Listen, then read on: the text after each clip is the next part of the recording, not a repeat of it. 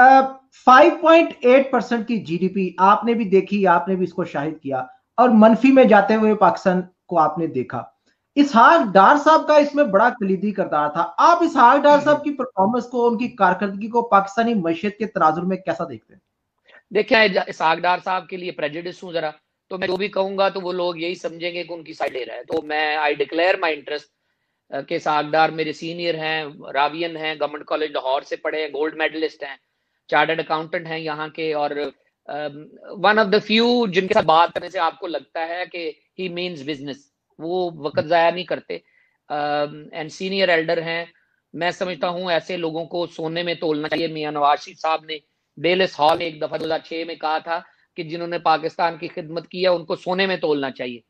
तो इसहाक डार is one of them कि 100 रुपए पे डॉलर रखा, जीडीपी ग्रोथ इतनी ऊपर लेके गए, प्रोजेक्ट्स में उन्होंने फिस्कल डिसिप्लिन के लिए जान मारी की।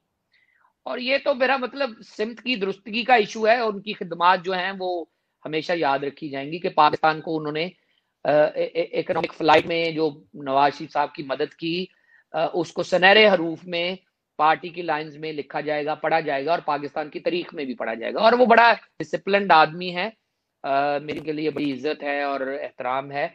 तो मैं तो यही समझता हूं कि इसहाक डार साहब ने जो किया है, इनके सारे वजीर सफीर मिलके भी उस एवलांच को, उस जो बेंच मार्क है उसको अचीव नहीं कर सकते। उनका हमारी ऐवान पार्लियामान में होना, उनका इस तरह की चीजों में राय देना, उनका यूट्यूब और ट्वीट्स के जरिए जो है हकायक को दुरुस्त करना, मैं समझता हूं he still is doing his job. और जितनी उनमें एनर्जी है, जिस तरह वो खिदमत करते हैं, अल्लाह उनको सलामत रखे। It is a treat to watch and read. उनको पढ़ना, उनको सुनना, उनको देखना, मेरे ख्याल में वो लिहाज भी करते हैं और जुबान भी उनकी शाइस्ता होती है, और वो मियां नवाज शरीफ की तरह जो है वो वजहदारी भी है उनमें। तो बड़ा अच्छा है ये पाकिस्तान के लिए। एक किस्म की इस तरह के लोग जो हैं पाकिस्तान के लिए खैर का बायस हैं, कि हमें पता है कि जब भी मामलात हाथ से निकल जाएंगे हमारे पास डार साहब है और वो संभाल लेंगे। इनके पास तो कोई भी नहीं है, ये तो उधारा माल लेके आते हैं अमेरिका से। कभी शौकत अजीज आ जाता है, कभी हफीज साहब आ जाते हैं, कभी कोई और आ जाए, कभी मईन कुरैशी आ जाते हैं। इन्होंने 37 साल हुकूमत की है, एक वजीर खजाना नहीं बना सके खुद, तो कम से कम एक वजीर खजाना तो बना लेते कि 36-37 साल इन्होंने हुकूमत की है, 8-10 साल बाद इन्होंने आना होता है। और एक आध जर्नैल को इकोनॉमी में ऑक्सफोर्ड से को पीएचडी करवा लेते, जिस तरह इंडिया के पास मनमोहन सिंह साहब थे। तो कम से कम कोई इन्वेस्टमेंट करें तो सही, जिससे मुल्क में कोई फायदा हो, जिसका मुल्क को कोई कंट्रीब्यूशन हो। तो इसहाक डार साहब की जो कंट्रीब्यूशन है ये इसके पास को भी नहीं, नजदीक तरीन नहीं है।